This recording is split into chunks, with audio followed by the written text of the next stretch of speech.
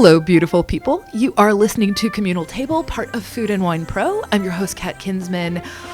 My guest today is a person who I feel dorky saying this, but idolized for a really long time. I totally fangirled at her at the Gourmet Institute, maybe back in, I want to say like 2008-ish or so. She'd written a book called Twist of the Wrist, and I got to know the absolute genius that is Nancy Silverton of Brea Bakery and a million other places. Welcome, Nancy Thank you. Silverton. Nice to be here. Oh my gosh. So that is, I was doing my homework on you today because, I knew what I knew, and I knew I wouldn't know what I didn't know. I just want to get this out of the way. The coolest fact that your mother was a writer for General Hospital. Yes.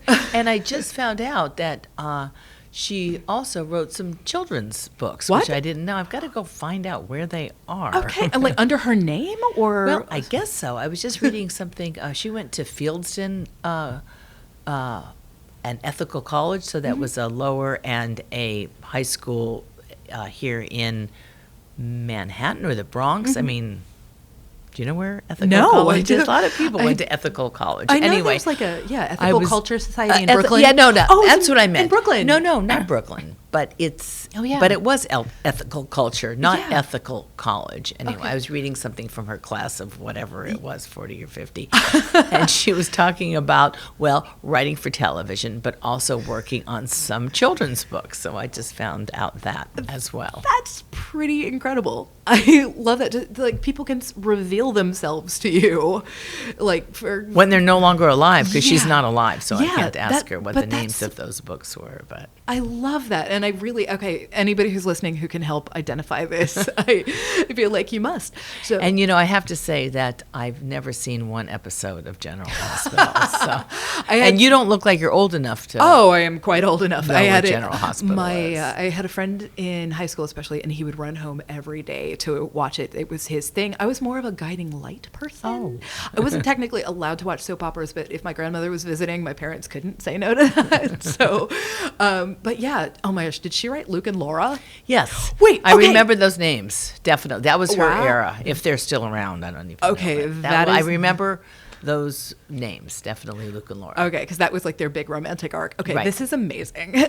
But you have a milestone that has come up now. Is it 30 years of Brea Bakery? Yes. Okay, let's talk through this, because I assume that people know, if you're listening to this podcast, you know what Brea Bakery is. But if you want to talk a little bit more about that, because it got started kind of as an afterthought, was it? Or an addition? It was an afterthought and a compliment to the restaurant that myself and my then husband were about to open, which was Campanile. Which is such a fundamental, foundational restaurant in American culture. And how many years was that open?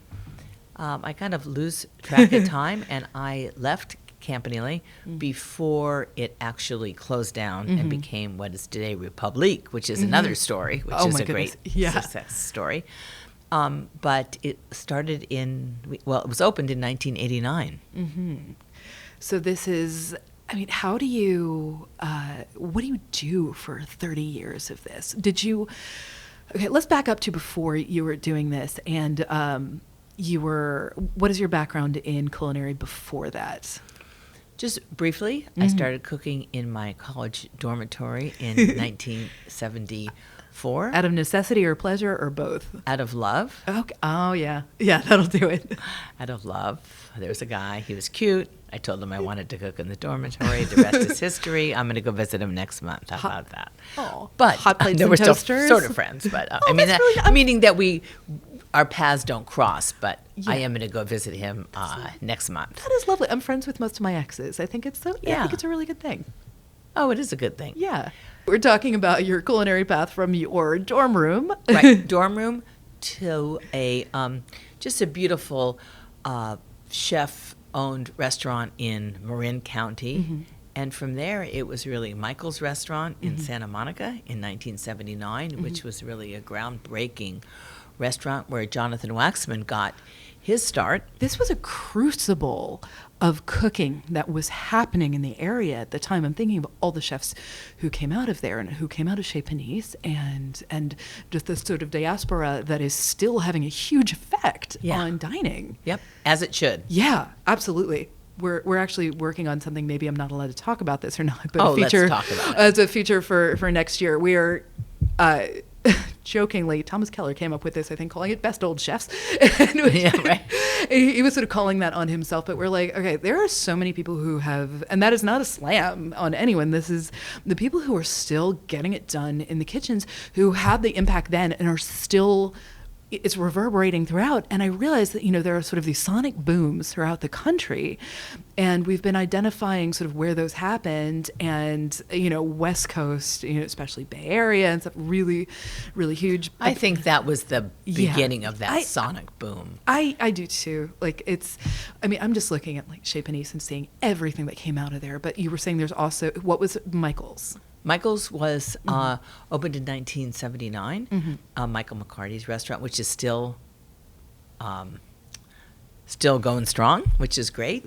Glorious. And there, I started at Michael's right after Ken Frank had left his position, and Jonathan Waxman took over as the chef, and he hired me as the assistant pastry chef at Michael's, where I was for 2 years before I went on to open Spago restaurant in Hollywood with Wolfgang Puck. And Spago, again, we cannot talk enough about the impact of that and what it did on culinary. And also sort of with Wolfgang being such a public persona in maybe a different way than chefs had been. Right.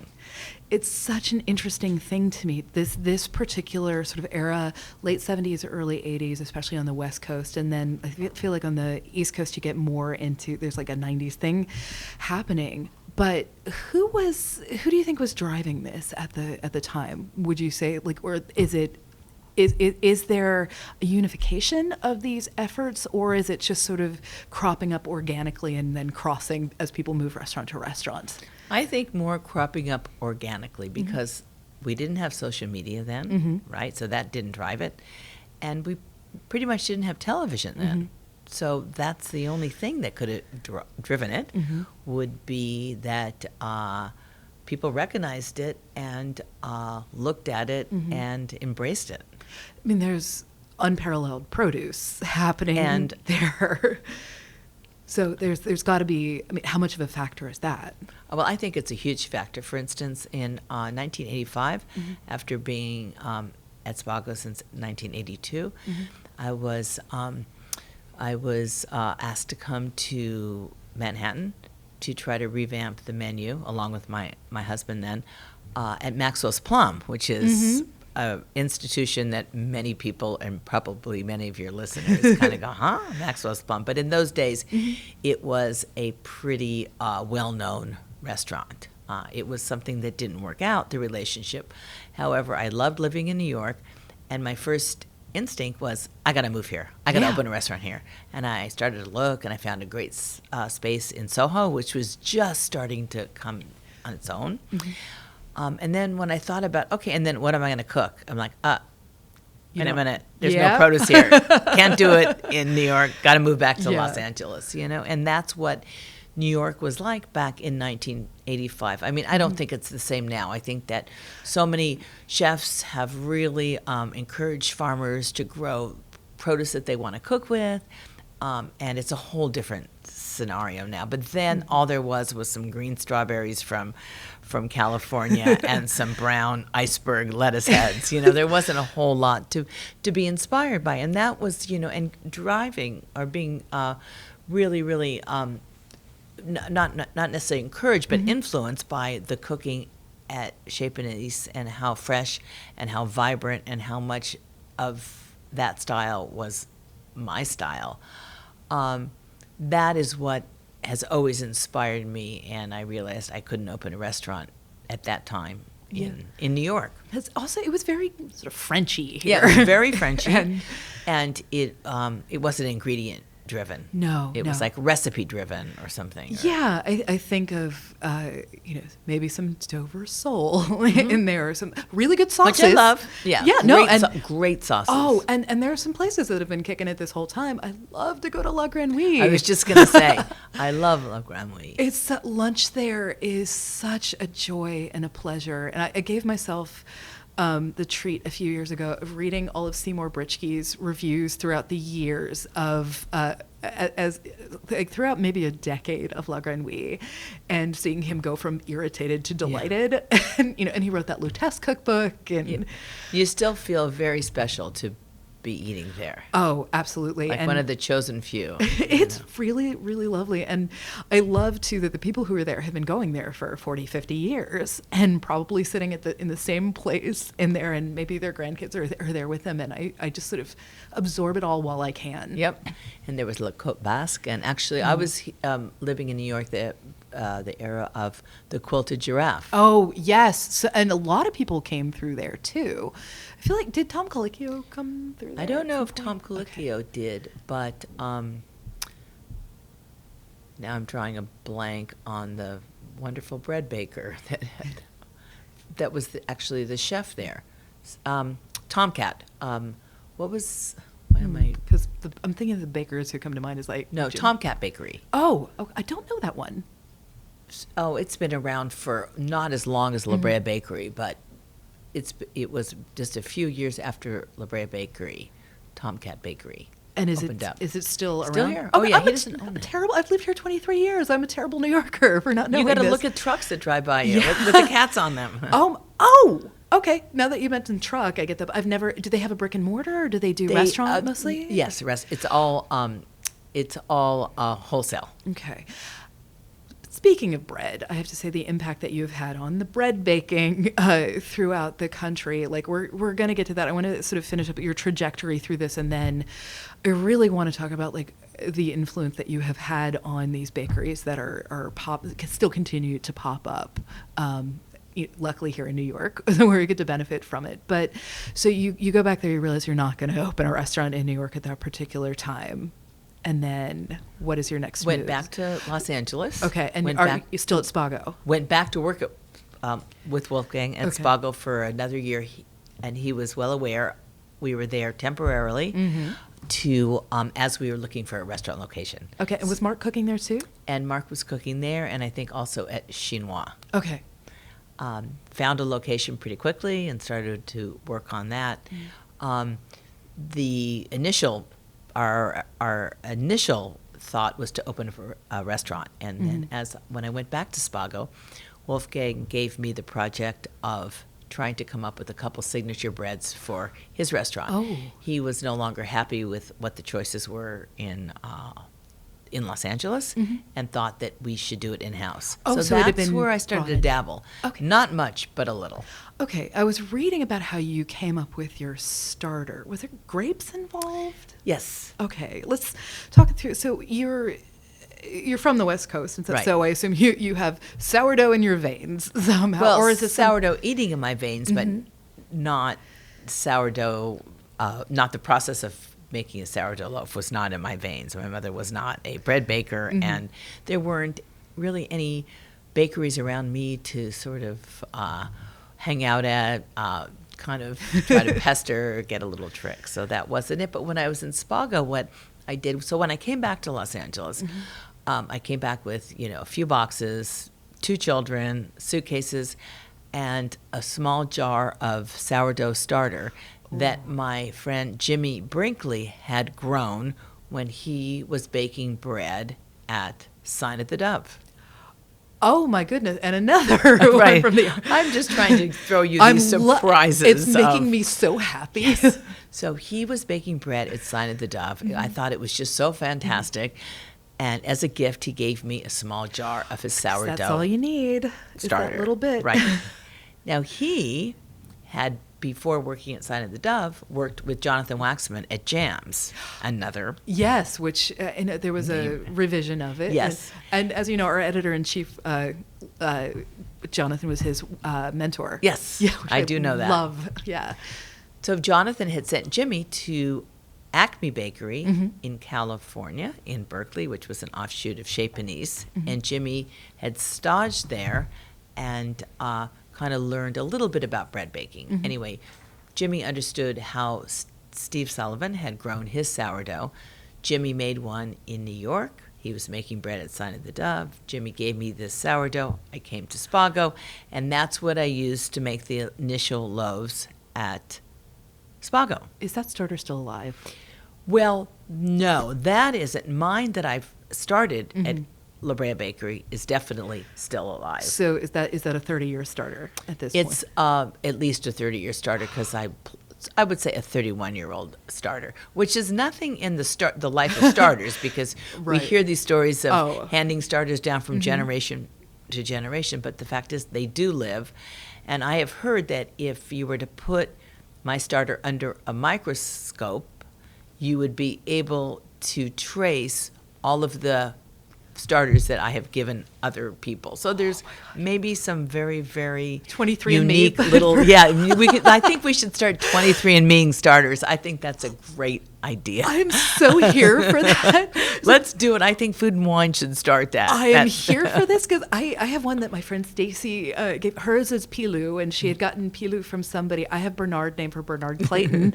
That's a smart name. And I gave some to a colleague who named hers Audrey too, and gave it out to a couple of different people. And it's so fun to be able to share that kind of thing. Yes. Could you explain just for a sec to people who maybe don't know the kind of mechanics of a starter, exactly what that thing is and how it speaks to place? Well, if I cannot get overly complicated, because it is a little bit complicated, but basically what someone that grows their own sourdough starter is growing a culture as an alternate to a bought yeast. So you're cultivating a leavening, a way to ferment the flour in the water to turn it into a loaf of bread. And so there's all different ways of making a starter. First of all, there's all these natural bacterias that grow on flour, right, and that are in the air. And theoretically, you can mix some flour and water, leave it out. Something is going to catch onto it, and soon it's going to become bubbly. And if you take care of it by feeding that, and feeding it means giving it more flour and water for consistency, you can grow your own yeast, and that's really what a sourdough starter is. But there's many, many benefits of it. A sourdough starter is a strain of yeast that reacts much slower than a commercially bought yeast, and therefore breads can ferment a lot longer, all sorts of nuances. If the flavor of the sourdough starter itself can be discovered in your bread, that I don't think. I mean, it's just that flavor is developed through the process of how you make bread. And I got to tell you, in a blind tasting, I'm not good about blind tasting wine, but I tell you right now, I can always taste if that bread is mine. And I have that opportunity to do that only because Brea Bakery has an internationally available bread program. And so I could be anywhere in the country and I could eat a chunk of bread, and I can say, I know that they get that from Brea Bakery. I wonder how, maybe this is silly, but I wonder how much of you is in there because you've spent so much time with the starter. There's got to be something. Oh, I'm sure there's some follicles in there. Yeah, so there's got to be like something like that. I was just at a conference and they were talking about, I forget what the word is in Korean, but there's this particular word of for the taste that comes from your mother having made the food, and it has to do actually kind of with the bacteria on her hands. Wow. And there was an artist. There's an incredible exhibition at the Victoria and Albert right now, and this artist has tried to identify the bacteria on various like mothers' hands, and then replicated it into something so people can actually sort of take that with them and take their mother's like hand cooking with them. So I wonder if there's something of that in there. Could be. I wish I could remember. That's what you're finding out when you open your 23andMe sourdough. You get that email, you get right. you find it. I did that. And you have relatives, that Oh my pops God. up. Yeah. Where have they been fooling around with? Whose loaf is that? Where did you make that? Who gave you that? Right. Because that people have been like pinching bits of that starter. I'm kidding. Oh my gosh. It's funny. Can you copyright any of this? No, I mean, I'm sure people have tried to. Genetically profile definitely. There's going to be like a Maury Povich moment. Yeah. I'm like, I'm not. No, I know that people have tried to. That's such an interesting thing to me, but it's got to be a matter of the starter, and then, I mean, baby steps. I have such baby steps on this. I have this starter that I try not to kill, and periodically, if they're stronger than you think. I was so surprised. I divided it into a few different batches, and there was one that I was just dumb about, and I mixed accidentally like a multigrain flour in there, and then it just turned to trash. But I still always have the runoff that I keep in my fridge, and I was able to bring some things back to life, and I felt really good about that. Well, here in New York, are you familiar with Balthazar Bakery? Oh, yes. So what do you think about that bakery? Brilliant. I mean, it's gold standard. And my friend Paula Oland still runs Balthazar Bakery since it started out. Paula Oland moved with me from Los Angeles when I went to Maxwell's Plum. And when I left it, I introduced her to Jimmy, and she worked with Jimmy at Sign of the Dove. Okay, so Jimmy and Paula made did the desserts, but they also baked loaves of bread. And Jimmy, I hope you're not listening because I do really love you, but when Jimmy left, he was really, really angry. And he threw he dumped the entire bucket of sourdough starter on the floor. And Paula, I think, scraped up a tablespoon or two, and that's what you are eating when you have the bread at Balthazar Bakery. Okay, you just absolutely blew my mind. I think for people who are just listening. But I'm just saying that in terms of letting you know how forgiving. Wow. It's like sourdough starter, it is strong. It wants to live. And so... I mean, I think, there's that chicken it. soup for the soul. I think there's like sourdough starter for the soul, like lessons of resilience in there. It's funny. I think of these, like, most chef movies are terrible, and they show, chef out of control doing whatever it is. I wonder bad behavior or something. Yeah, I wonder if anybody has done a, like, tossing out the starter. I mean, there was that whole Anthony Bourdain chapter about, feed where I think the bread maker was so deeply talented, but was sometimes a little too hungover to come in and would just call and be like, feed her. Right. Yeah.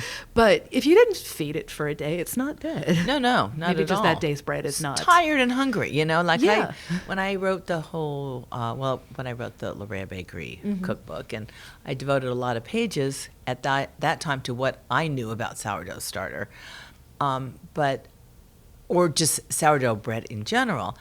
I talked about, for me, it was the changing moment was when I really, really came to terms with the fact that bread is alive. Yes. And that when you work with it, you have to treat it as something as alive. And you can't control it. You have to understand it and help it by all the knowledge that you have to help it. Just like a parent at a certain age is very hard to control a child. Oh, yeah. Right? But you want to give it all the support. And when my relationship changed from trying to control it and make it be a certain way until I understood bread and its nuances and how to work with it and encourage it to be a better loaf, that was when I felt like I finally became a baker. I love that, because there's been this, especially in the age of sort of social media and online community, there has been this strain of what a friend of mine termed the sourdough bros. Yeah. And it's a very techie approach to this, and it's all very precise, and I'm sure it's great bread, but it's not going to be the same thing as that. And it is very much a sort of, there's a site that I actually really always loved called Cooking for Engineers, and it's highly precise, and my dad is a retired chemist and wonderfully like precise about these kind of things, but I've never been all that interested in precision. And I don't understand it, and I feel that if I did understand it and I approached bread making with that knowledge, I don't think I would have gotten as far as I was able to get, because I would have felt that there were too many roadblocks, too many limitations. But because they didn't understand bread at all from a scientific perspective, which is, I think, the way people understand bread making now, I think I maybe would have just stopped at a white loaf, and that would have been it. I think I kind of stalled out at challah. Yeah. Oh, wow. It's a good thing to stall out on. I mean, it's not a bad thing at all. Somebody had given me that Bernard Clayton book. I think, when I was stress baking in grad school, and they said, well, you want to do this, you might as well learn how to make bread. And I find it to be such a deeply soothing thing. And the stage I'm at now is because I ran into a whole bunch of gut problems, and so I had to steer clear for a while. But a friend of mine who's a very avid sourdough maker, who was the one who gave me her starter, she was saying that now there are certain ways of fermentation that make it breaks down digestible. the gluten. Yeah. And also using more and more whole grains is so much better. And there's certain strains of heritage wheat that people are using now that I think that people that have kind of shied away for those kinds of reasons from bread should sort of revisit it and revisit it from bakeries that are using these heritage grains and these whole grains, because it's going to be a lot more digestible. I had a moment just actually last week it felt like a real step forward, because I had to step away from bread some, just because this horrifying gut thing that I have is fermentable fibers. It's the problem. Right. And I sort of set a rule for myself for eating. If it said I can only have it in this situation, I'm only ever going to get this once in a lifetime experience, go ahead, eat the thing, just feel terrible later. It's not anaphylactic. It's not really going to hurt me. Important, So, I'll go ahead and do it. So I had started last year when I was in Copenhagen. There's all this sourdough, and I was just like, of course I'm going to eat this. And I did kind of okay. But I was in Norway, and there was a butter maker. I had the best butter of my entire life. And of course, they were serving it with these giant hunks of sourdough, and I'm not going to turn that down. And it was like a religious experience. It felt like the first time I was ever eating bread and butter. And I thought, okay, I need to introduce this back in, because life without bread it feels somehow metaphorically even incorrect. It is. Loaves and fishes, right? Exactly. Yeah, there's something biblical. I guess that's where I was going. There's something quite biblical about that. And I realized how sorry I was feeling for myself without some of these things. And I actually was sort of ranting in a planning meeting yesterday. We were all talking about okay, what are the bread things we can do? And I sort of stopped and said for a second, I'm so glad we're out of this carb-phobic phase of American culture. That was a dark time for a while there. How did you feel the impact of that when people were sort of not? It felt like people were sort of being really. They were stepping. Oh, I'm not having bread. I'm not. So I'll tell you what we got, because in those days where I feel like when it just started, which was shortly after our bakery opened, early 90s. Does that make sense? Yeah, it was starting to be. Yeah. All of a sudden, people decided that they were going to eliminate carbs. So what I would hear from our customers, because I would be working in the bakery during the day, so I did get to have FaceTime with a lot of our customers, and somebody said, I got to tell you, I'm not eating carbs anymore, except for when I come here and buy a loaf of your bread. So it was almost it was a treat, or people were being a lot more selective. So I can't say that I didn't notice an impact. And people, journalists around that time used to come and ask me all the time, so how has this affected you? And I don't think it really did. That's okay. That's really, really good to know. And I think, doesn't that feel good to be the exception? Yeah. Be like, oh, you're my cheat day. You're right, exactly. Whatever it happens to be. I also want to talk about the fact that you have a really special relationship to mozzarella. Yes. And I've been to pizzeria. Oh, wow. Oh, my Lord. And that was one of those things where I felt like, okay, this is the first time I'm really eating pizza. And I love pizza. I've, just always have. I'd never had it interpreted in the way that you did it there, where it has that crust and it has that cheese. as well. So can we talk about how you got there? So you were at you were leaving Wolfgang, Right. and you were opening Campanile, Right. and I was there for, again, I'm not a good keeper of time, but at least 15 or something years. I was at Campanile in the Brea Bakery, and then I left to open up my own restaurant. Mm-hmm. And it's funny to think that for the second time in my life, the very successful part of our business, which is the pizzeria, Mm-hmm. was also an afterthought. So my intention was to open up this restaurant with my partners, and it was going to be a restaurant. Mm-hmm. That was it. In Osteria, there was going to be a mozzarella bar in the middle of this restaurant. Okay, you say mozzarella bar like people have just been doing that. Oh, yeah, it's a mozzarella bar. And when I found my location for and we'll go back. I'm not avoiding that subject, by the way. I'll Okay, just finish we'll get there. I'll but just finish the yeah, pizzeria because yeah. it's kind of interesting. Yeah. So I was in looking for a location for my restaurant.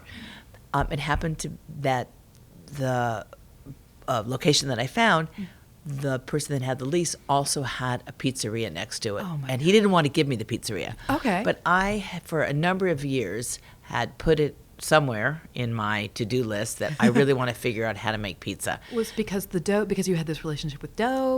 What was it? And also that I had tasted Chris Bianco's pizza in Arizona, and I was so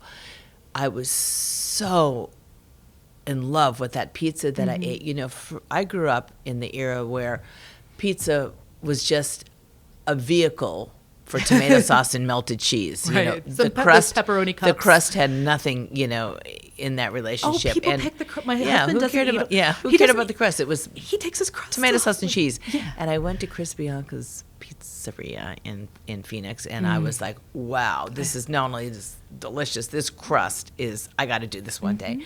But, as we all know, we're busy and we don't always have the time or the reason to do it. But it was there. And as soon as I saw that this location that I liked had a pizzeria attached to it, I'm like, I'm there. I'm going to force myself to teach, to learn how to make a pizza. I'm going to teach myself how to make a pizza. Silly question. What made it a pizzeria? Is it the kind of, you say there was one there, is that the Well, oven? it actually was a pizzeria. Oh, okay. It had a wood-burning oven. I thought, I'll go in, paint the walls, and change out the tables, and that wasn't the case. It was gutted. We built a new pizza oven, so it's true. Right. I didn't even need that pizzeria, except for that there was the venting for it, right? Oh, the exhaust system. crucial, did, so, though. but I thought I would just keep that oven that they had. I had no idea that was not even going to happen. So I could have done it anywhere, but this gave me the incentive to finally accomplish that. So, for the second time in my life, it was not the intention. Yeah. But it ended up being a successful part of these 3 restaurants that I have on Highland and Melrose. So you've got the osteria, the pizzeria, and then the bakery. And at Key and Spago. Key Spago, Because yes. La Brea Bakery is still on La Right. Brea, but not at the original location. It's a block up the street. Okay. So, but you've got these places. Okay, the mozzarella bar, let's talk about. So the mozzarella bar is the marble bar inside the restaurant where 3 cooks, sometimes myself, is behind that counter doing all the antipasti for the restaurant. So the largest portion of the antipasti is dishes that have to do with mozzarella and the cousins of mozzarella, which is ricotta and cow's bufala mozzarella, both imported and one that we purchase locally. And then we do all sorts of salads, and all the cold things come out of that bar. But it's a beautiful focal point of the restaurant, hence the name Mozza from mozzarella. But that's also that particular cheese. It's sort of like a living thing too. It's not. It seems like you keep sort of orienting toward these things that have a particular life in a different way than, say, like a hard cheese arrives there. And yes, it's still alive, it's still got all these things going on. But there's something about those particular sort of soft cheeses. Well, when you think of that, I think immediately, and I left out one of the most important and beloved cousin of the cow's milk mozzarella, which is burrata. Good God. And we do a lot with burrata. And I feel like the country has been going through like a burrata moment over the past. Yeah. I no longer, I do cooking demonstrations and I do food talks, and I no longer need to describe what burrata is. Yeah. It's really a household name. But, 10 years ago plus, it wasn't. And it certainly was on the West Coast. It took a little bit longer, as most things do, to come to the East Coast, I have to say. But I have to say there's a place in Little Italy, I'm totally blanking on the name of it, and it was the first place that I ever had it, and they were hauling it out of the bucket. Yeah. And I had it, and it was one of those moments where it felt so familiar, and at the same time I knew I'd never had it before. And I just thought, like, where have you been my whole life? And then in the original incarnation of Chorisi, it was this super magical moment where they would have this really, really fresh burrata that was on a garlic bread, and it was just this holy moment. yeah, it's all you need too, right? Yeah, and it's so simple and at the same time such a complex, glorious pleasure to have. And so you've concentrated on these things. How much of an education did you have to give yourself about this cheese? I have to let you know that I don't make the mozzarella at the restaurant, and I don't make it because Los Angeles has a few fantastic burrata and mozzarella But you still have makers. to understand it. But you have to, so what? Let's see. I feel like I think that with a cheese like mozzarella, both bufala and cow's milk, that it's such a mild flavored cheese. It's actually very easy because so many things complement it. Like, if I was going to open up, say, like a gorgonzola bar, like I want to come to your gorgonzola bar. How long would that menu be, right? It's just a beautiful canvas that if you allow the cheese always to be the star, which I try to do, it's so easy to come up with ingredients that go with it. Like, for instance, with buffalo milk mozzarella, one of my all-time favorites is just a delicious tin of Spanish anchovies and buffalo milk mozzarella, and a beautiful bottle of green spicy olive oil. And I could just, and then I thought you were going to say like Lambrusco, and I was like, or Bernarda. But that to me, anchovies and buffalo, it's just like a combination that cannot be beat.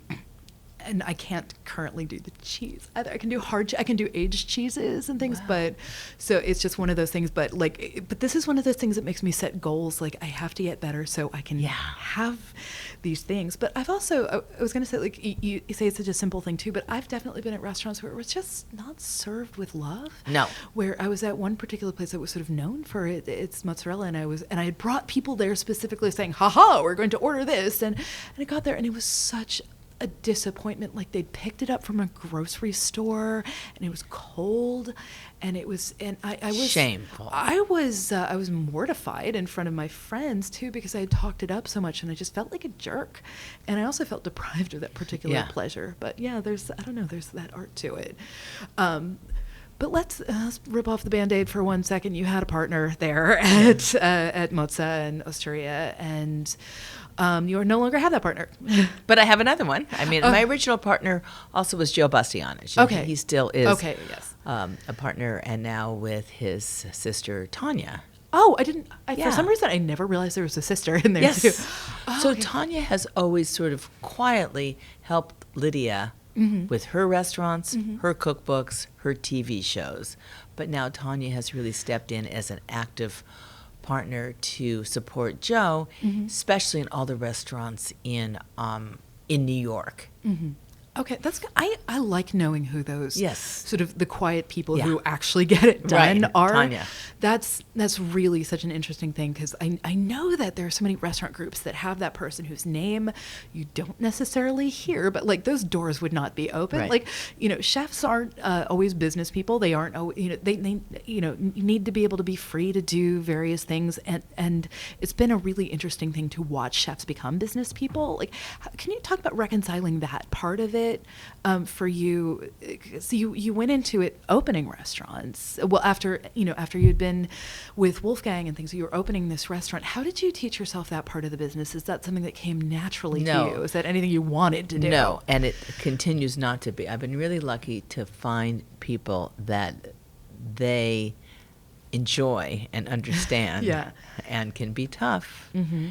in the part that makes you have a restaurant rather than not having a restaurant. I Right. mean, it's and I've always been able to partner up since Campanile Yeah. with very, very strong management, which is great because that's a part of the business that I'm not as passionate about. Yeah, your brain needs to be free to talk Yeah. to sourdough. Yeah, exactly. and innovate new things and be that kind of thing. Right. And You can't do, I mean, some people can, but Mm-hmm.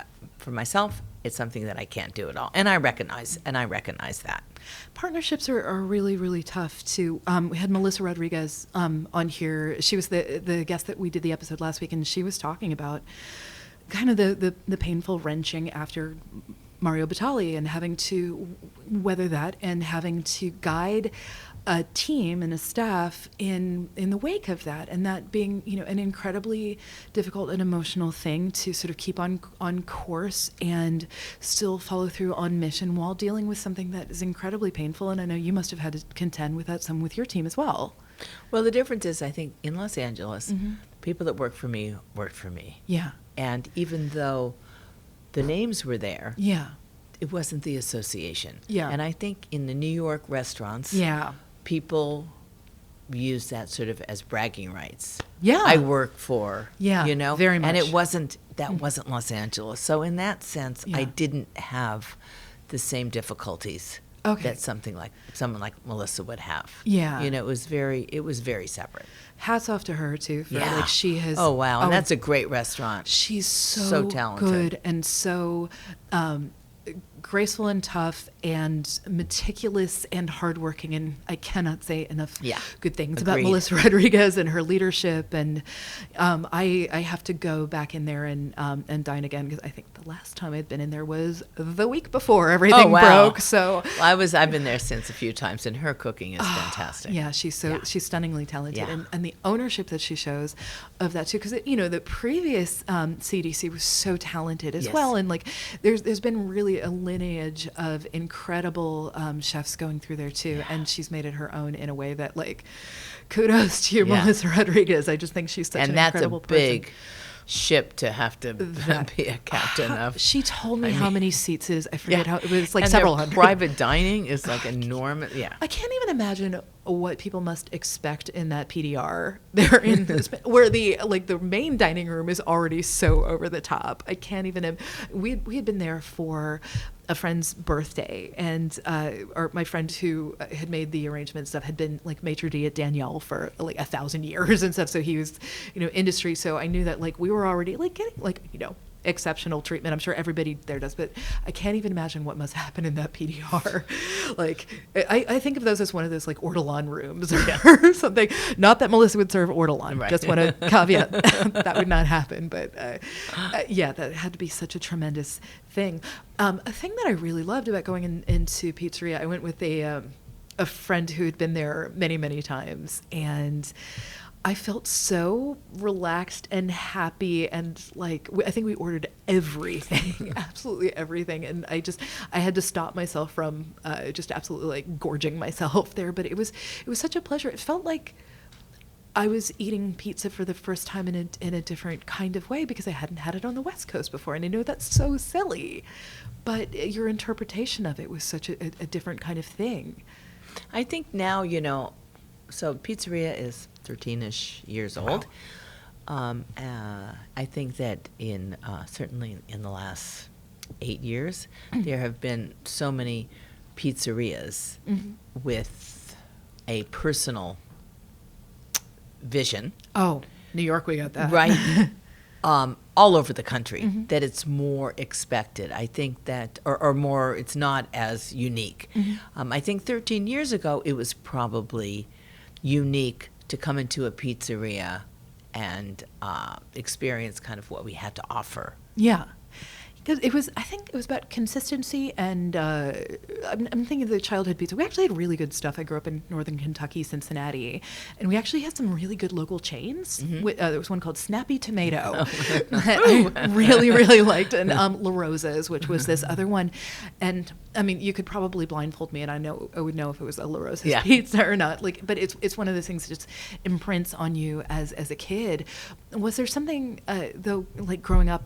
What was the drive to do this? Really, the drive was to make my pizza. Yeah. And I think I approached it both from a cook's perspective and a bread maker's perspective. So you had Bianco's pizza. And I had his, and so, it always helps to have the bar, right? So I knew that what I wanted to achieve was not sort of the soggy cardboard pizzas of my youth. So I knew that there Which are was still hope. Good. Yeah, they are still good. I know people at the restaurant and pizzeria, they love Costco's pizza, and I kind of think of that. Costco does great stuff. Yeah, they love. So there's still that craving, and there's that nostalgia for that. But I knew I just really wanted to be able to kind of utilize all my bread making knowledge in, creating half of the pizza experience and making sure that there was equal attention to the crust and what went on top. And that's what I really try to do. And in creating the pizzas, It's got to have that joy to it. Yes. I mean, I remember when Otto opened up here. And I sort of loved it from the get-go, but it wasn't a kind of pizza that people were used to, especially that lardo pie. Yeah.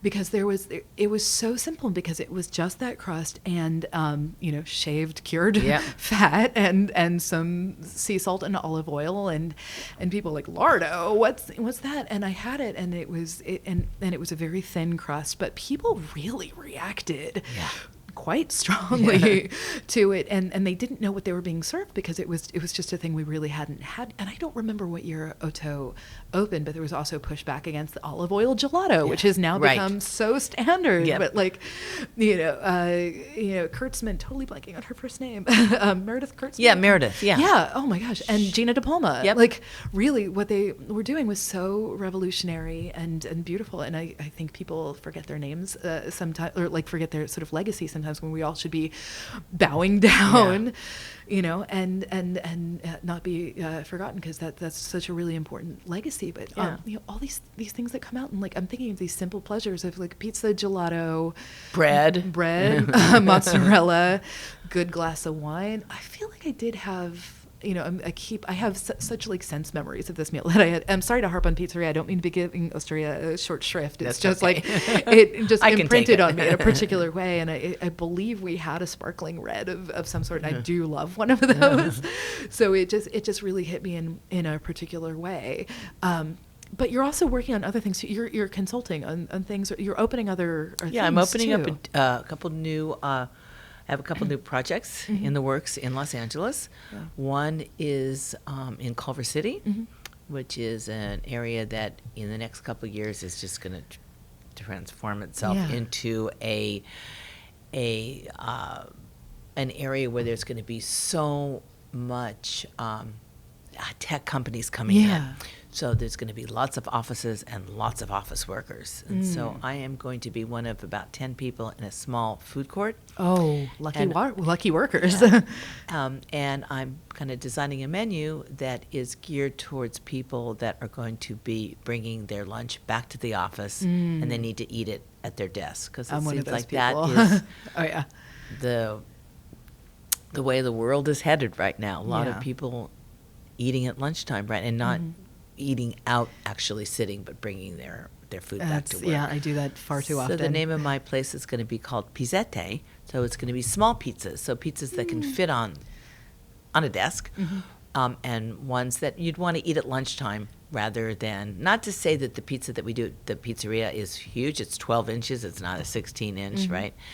But this is going to be sort of an 8-inch pizza, much smaller, pizzette, and there'll be a few salads. This is quick serve, by the way. And then I'm also going to be baking that pizza dough in the same size as the pizzette, but instead of treating it like a pizza, I'm going to be treating it more like a pita, and I'm going to be making sandwiches where I'm going to be stuffing them from above.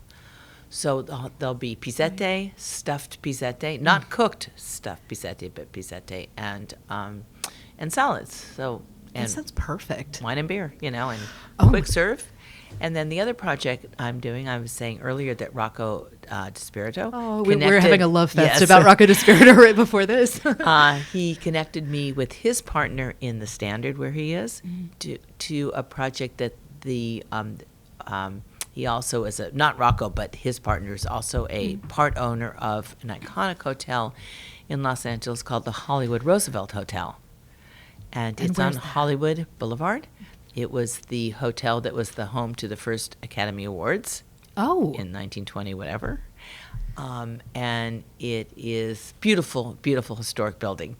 And I'm going to be doing the restaurant in there and the food in the hotel lobby. Oh, my gosh. And a bar to the side, which is going to be a wine and cheese bar. And I'm doing an Italian steakhouse at the hotel. And I'm naming it the Barish, which is the last name of my father's uncles, or my father's family on his mother's side, who were cattle farmers in Saskatchewan, Canada. I love this. So it feels good. It has a story. Yeah. Makes sense. I love this. And I love that you're still innovating. I think it would be easy to rest on your laurels because you have a freaking forest of laurels. But like Thomas Keller said, what did he say to you when you were talking about the new American chef? I forget, I remember I got the award the year after Thomas did. Okay. So whatever year he did, I think he was 79. I think I was 80. And I remember the letter because it said, "Congratulations, you've won the best new chef." Chefs that have gotten it in the past, Thomas Keller, that was I think he was in the initial class. Yeah, he was, and so I think it's myself and my Mark Peel were the second class, I think. I love this list of best new chefs, and we look. But it wasn't called that though. What's it called now?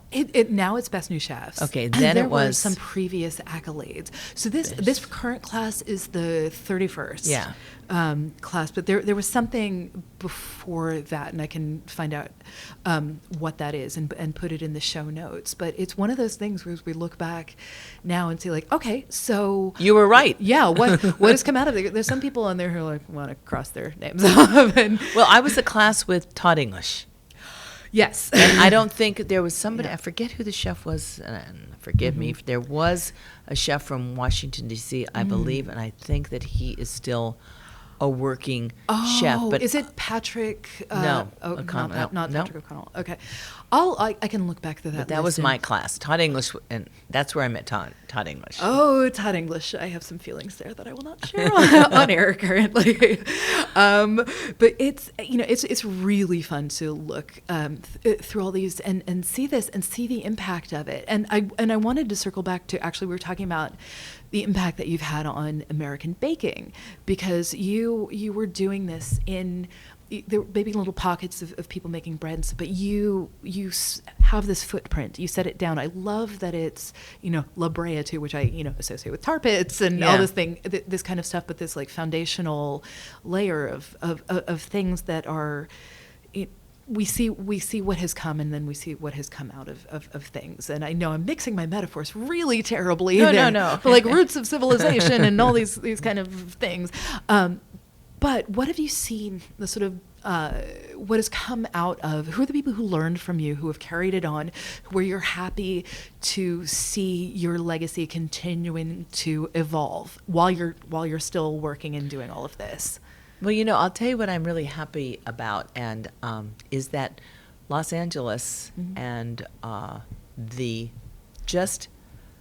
baking scene in Los Angeles is so dynamic now, and it was so sleepy. I couldn't understand after the success of La Brea Bakery, because La Brea Bakery was a success from the beginning, Yes. I'm happy to say.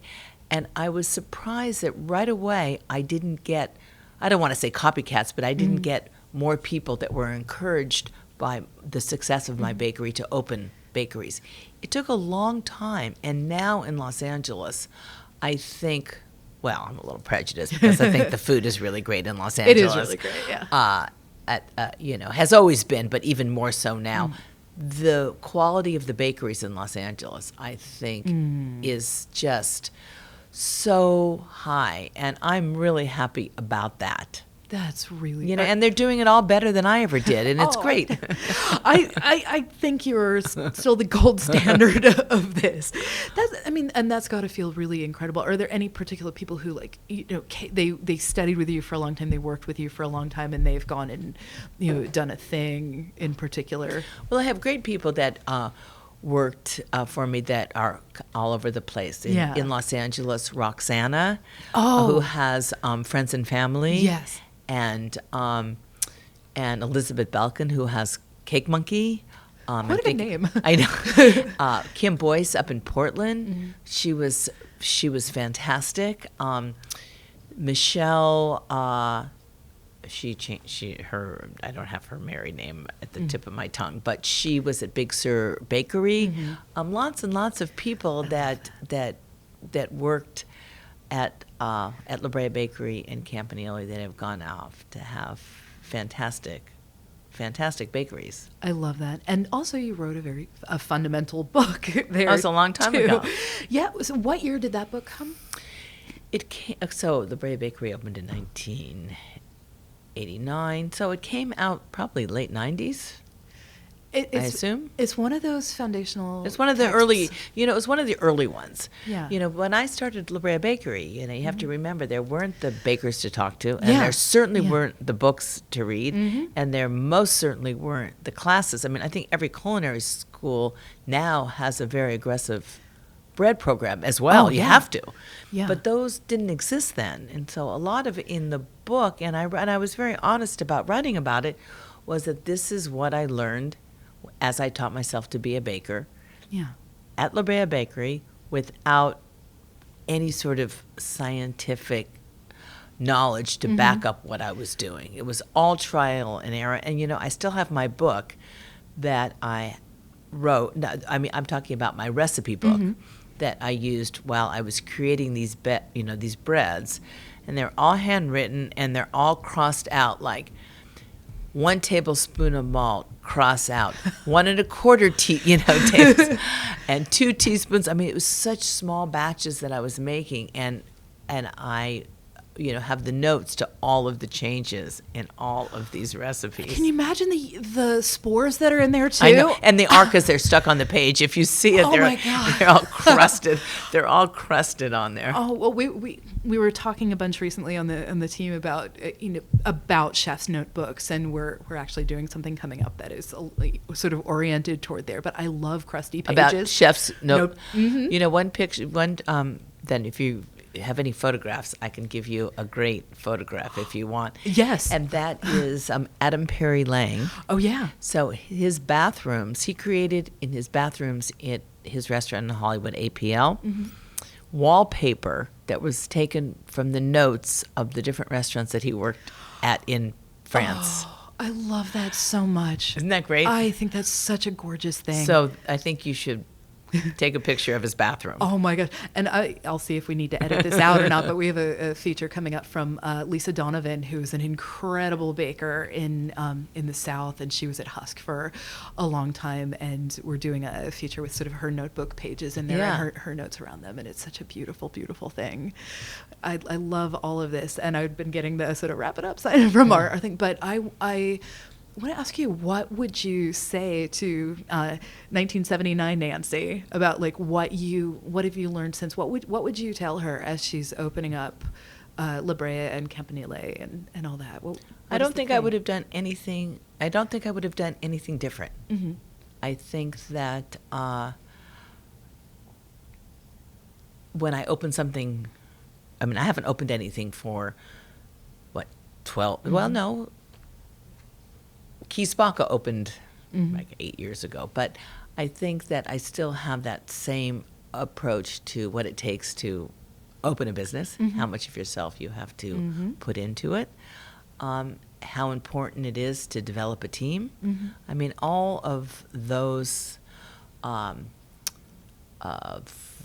of the importance of those aspects are still there today. So I don't think I would have done anything different. I don't think that I would have been a nicer person because I think I was good. I don't think I would have worked harder because I worked pretty damn hard. Were you nice to yourself Yeah.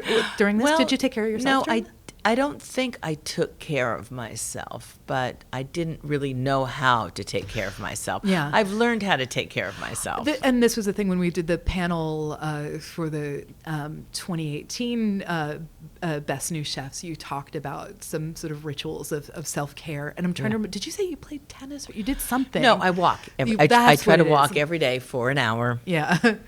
Yeah, dear 1979 Nancy. Yes. Go and walk outside. And it's probably pretty where you are, too, unlike... It's a neighborhood, but I try to get that exercise. But I didn't know how to take care of myself then. I was having this conversation with my therapist right before we do these at age 47. Here I am for the first time feeling like I am taking proactive care of myself as opposed to reactive care. And it feels good. Yeah. It feels really good. I kind of want to go back to previous me and be like, just breathe, man, just breathe and feel that way. So I have a few questions that I ask everybody, but I'm always curious about how the answers vary. So you oversee this empire, you have this legacy, and you have kids and everything. What is the thing that you want for yourself? What is the selfish thing that you want? Wow, I think the selfish thing that I would want is for me to walk into any one of my restaurants and everything about it be functioning perfectly. The food is perfect. Everybody's getting along. Yeah. Nobody's on their way out, I love that. That would be really selfish. I love that. And unrealistic. And the thing is, like, this speaks to you because, like, that isn't even selfish. That's good for everyone there. My selfish thing is, like, I want your earrings. They're amazing. Okay. They're these little flies for people just listening. They're just, I wish you could all see her. She looks so amazing. Then we have a speed round as well. These are no gotcha questions. These are no. I'm just very curious to hear how people answer these. What's your comfort food? Oh, wow. I think bread and butter. How about that? Yeah. Okay. Can you do a particular butter, a particular bread? Is there anything, or is it just any bread and butter? Well, it's not any bread. It's a good bread. I imagine you have a high bar for bread. It's got to be a good, crusty bread. If it's not yours, is it some other particular bread? At this point in my life, you mean? Well, I'm living in Los Angeles right now, so it would have to be either Bub and Grandma is a wonderful bakery. Of course, Brea Bakery. Okay, that goes without saying, right? But I can't just I can't keep it all at home. So outside of Brea Bakery, it would be Bub and Grandma. Their loaves are just sensational. And I love tartine. And we have tartine now in Los Angeles. Yes, you do. Oh. And is there a particular, it's just room temperature? Do you toast? I don't even need to toast. Okay. And then is there a particular butter that you... Like, is there a local butter? Is there anything, or just kind of whatever butters? Yes, whatever butter. I'm so butter spoiled after. What do you love? Just this Norwegian butter maker who, and he only sells to one restaurant in Trondheim. And it's amazing. He has like 7 cows that he lives with, and it was just like this magical moment kind of thing. But otherwise, like, I'm not a butter snob. I will, all different kinds of butter. Actually, there's this Irish one that I tend to like smuggle back with me called Abernathy that I really, really love, and I love Kerrygold. Like, it's good butter. What is the last meal that you had that made you emotional? Oh, let's see. It's always got to be something that's been recent because it's always like the last Yeah. The last thing you had. Now, let's see, the last meal that I had that made me emotional, and I know that there was one. And let's go to the next one, and I'll come back to that one. Next one is, sorry, I'm going to like swallow this ice that Good, it buys me time because I remember my last emotional meal. Yeah. What is the last meal where somebody cooked for you in their home? The last meal that someone cooked, well, but I don't think that they cooked it. Oh, that's so. Is that okay? That's okay. What did they serve you? So they had what they billed it as on the invitation was a pig out, and there was a meal at their house. But I think that they brought in a lot of people to cook it because that's the last time I was actually in a home. Yeah. People, for some reason, are afraid to invite me over to their house, I have to say. Well, this is why I asked this question. People are afraid to cook for chefs. Why is that? It's so silly. And I'm like friends with critics, too, and they say, like, oh, are you going to critique this dinner? I'm like, no, I'm not going to critique your matzo ball soup that you made for me as a kindness. Like, if somebody cooks for me, I'm happy and grateful. Yeah, no, there was a lovely there's a lovely lady in Los Angeles. Her name is Jackie Applebaum, and she hosts an annual dinner, and she calls it Pig Out. And so there was certainly porchetta, but she had paella, and she had all sorts of foods that she had people make. And I think that's the last time I was at someone's house for dinner, and that was a couple of weeks ago. Okay, please, people, invite Nancy over for dinner. What am I going to do, right? Send it back, Yelp it? And she'll probably show up with bread. So. Yeah, I'll show up with something, at least a bottle of red wine. Yeah, maybe some mozzarella. So going back, do you remember the emotional meal? Oh, my emotional meal. Wow. I can just tell you for lunch, I was at Loring Place today where I saw you last. Yes. And there was just the most delicious broccoli salad that he did, that the layers of flavor were so delicious. Oh, when Meghan Markle had a food blog, she wrote about Loring Place. Yeah. Which I think is kind of amazing. But he's so good, and I loved him at ABC Kitchen. Yeah. But I just had lunch there on my way here, and that broccoli salad, a charred broccoli salad with pistachios. Oh God, I'm such a texture eater. Yeah. That is, I need to. I haven't been there for a little while, actually, since the last time we were there. So I need to go back for that. What living musician who you have not cooked for before would you want to cook for, and what would you serve them? See, just how I would never want to have. I don't know why people don't invite me over to the house. Like I'm not going to. I would be so intimidated if Willie Nelson came to my house. Okay, you're not the first person who said Willie Nelson either, and I love that. What would you make for Willie Nelson? I think that I would have to invite him over for a hamburger. Oh, I love hamburgers. What do you like on your burger? Oh well, first of all, the meat itself is very important to me, and that it's well seasoned, and I like my burgers charred but extremely rare. So Same, black and blue. Yeah, so I'm not a big fan of what's very trendy right now, which is the double patty, very thin, because you can't cook it rare enough, right? I like a soft bun, but not too bready. But I like a lot of spicy mayonnaise, a little bit of iceberg lettuce, tomato, and that's really it. Although when I have burger parties, I give people about 20 options. But that's really what the spicy mayo is really important. I think a well-lubricated hamburger is important. I want a T-shirt that says that. And no ketchup. It's funny. You and I like the exact same burger. There is my favorite neighborhood restaurant. I live in Park Slope, Brooklyn, and this place is, I think, coming up on 15. It might be 13, but it might be like nearing 15. I've been going there the whole time, and that is exactly the burger that they serve with the chipotle mayonnaise. Yeah, that's what I like. And I get Gruyere on it. Yeah, but Gruyere. Yeah. Otherwise, this is the burger of your dreams. Yep. And well, I can have you over and not feeling. Yeah. I mean, that there's something about that alchemy of that I really, really love. I love that. And it's so funny. Willie Nelson comes up a lot. Dolly Parton, of course, and Beyonce. Oh wow! And one of my guests had cooked for Beyonce, and it was kind of amazing. And the last question: if you have 5 uninterrupted minutes for self-care, what do you do? Drink a glass of red wine. Oh, is there a particular kind?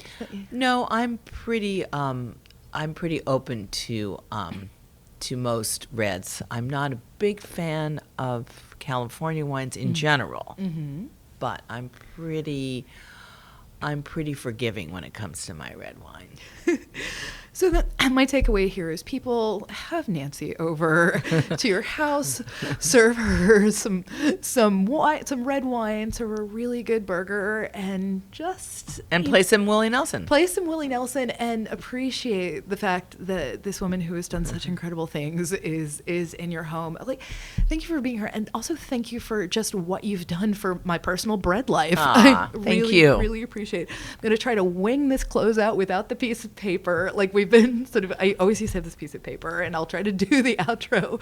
Thank you to Nancy Silverton, who you can, and hooray for 30 years of La Brea Bakery. Right. I always ask people your social media handles. Don't know. Okay, don't have one. We'll put them in the episode notes. But people, if you don't have a copy of La Brea Bakery cookbook, breads from La Brea Bakery. Breads from La Brea Bakery. Like, get that into your arsenal. Get some sourdough from somewhere, because off the floor. Yeah, get off the floor. No doubt is probably related to the La Brea sourdough. Just like do yourself a favor and get in on this. Thank you so much to our producer Jen Martnick, and thank you to Douglas Wagner for our delightful theme song. He's my husband, by the way. I know.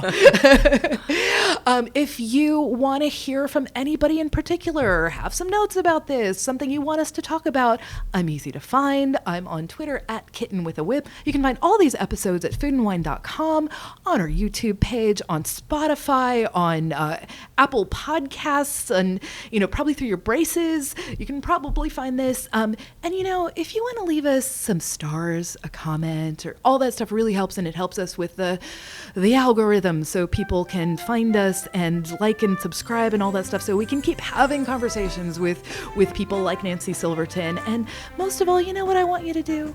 I want you to take care of yourself until the next time, and eat some really good bread.